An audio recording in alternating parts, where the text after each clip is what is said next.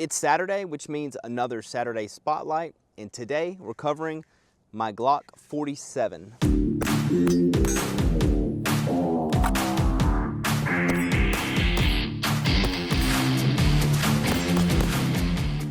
When Glock released the Glock 47, I did not think all that much about it, and I had no plans on buying one until I went in my local pawn shop and I saw this one used for a really good deal. So I picked it up and I said it'd be actually a good thing to compare to your trusty Glock 17. So if you don't know, the Glock 47 is Glock's most recent full-size 9mm pistol, and it's a replacement of the Glock 17.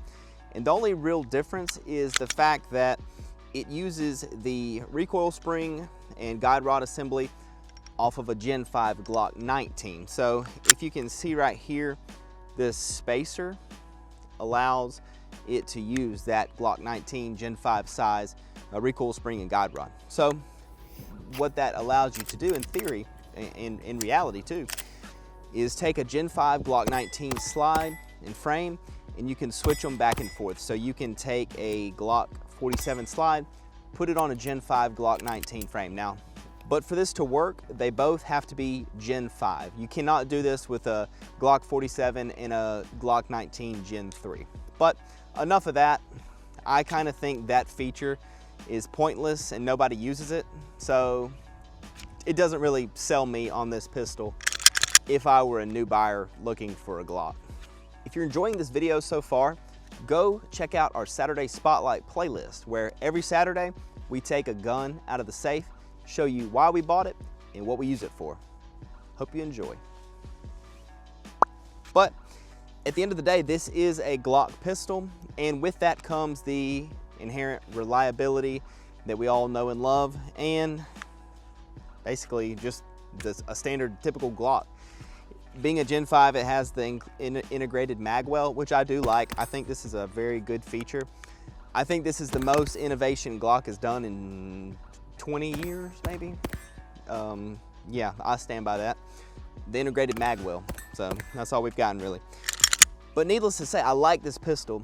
I like it a lot, actually. It shoots just the same as a normal 17. With the Glock 19 size recoil spring and guide rod, I don't notice any recoil differences compared to a normal 17. It feels the exact same to me. If there's a difference, it's not big enough for me to notice. So basically, I just think of this as a Glock 17.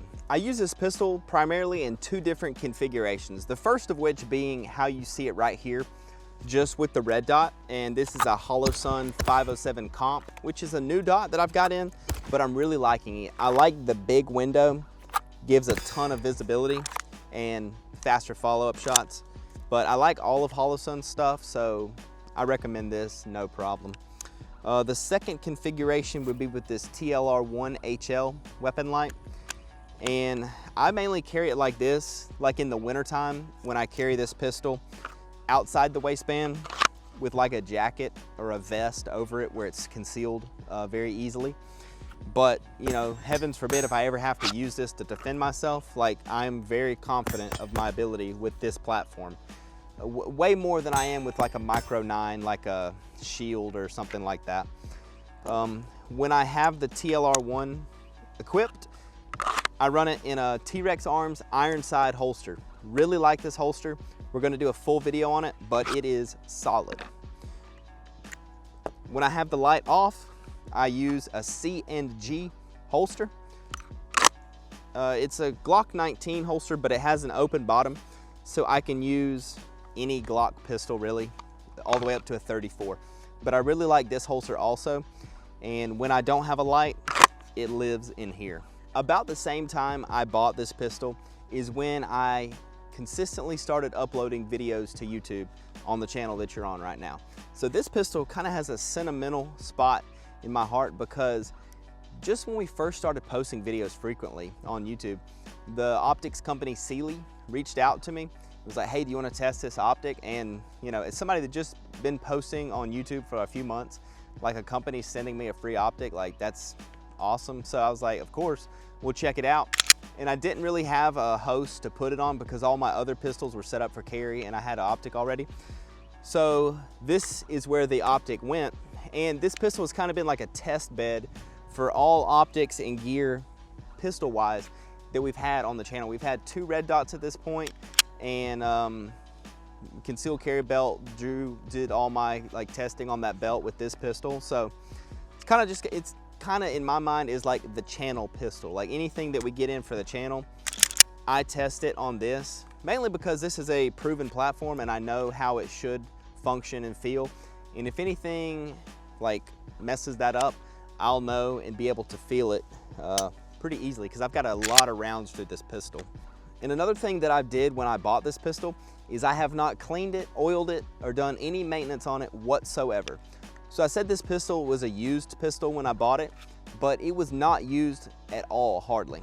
So if you know anything about Glocks, when you get a new Glock, if you take the slide off of the frame and you look on the inside, you can see this type of gold lubricant, grease type lubricant. I guess it's grease, I don't think it's oil. But you know that that's, if you can still see the gold lubrication on the inside of these pistols, you know that it has not been shot very much. And that was the case with this pistol. It still had all of the gold lubricant on the inside. So the person who owned it before me did not shoot it hardly at all. So I have not cleaned this, oiled it, or done any type of maintenance whatsoever, and I have had 0 malfunctions with this pistol. I'm not going to do any maintenance until I have a malfunction, just as kind of a test to see how long this pistol can go without any type of maintenance. I don't have an exact round count, but it's over 2,000 rounds at this point I know of. To wrap it up, I love Glock pistols. I love their reliability, but I wish they do a little more innovating. Give me a ported, comped Glock 17, Glock 19. Just give me something. Give me some slide cuts from the factory other than these front cocking serrations. SIG, love them or hate them, I don't have the fondest preference for their pistols personally, but they come out with a new SKU every other day, it seems like. A new 365X Macro, Legion, Comp, Tac Ops, whatever, blah, blah, blah. Like, if you're a SIG fan, you have a ton of new stuff to buy. If you're a Glock fan, you've waited 15 years and we got a Magwell. So at the end of the day, I still love my Glock pistols. I just wish we had something that actually excited me coming out every few years. It doesn't have to be every year. Give me something, Glock. Hope you guys enjoyed the video. Drop a like, a comment, even subscribe if you want to, and go check out our Saturday Spotlight playlist. We have tons of builds that we've gone over already. We'll see you in the next one.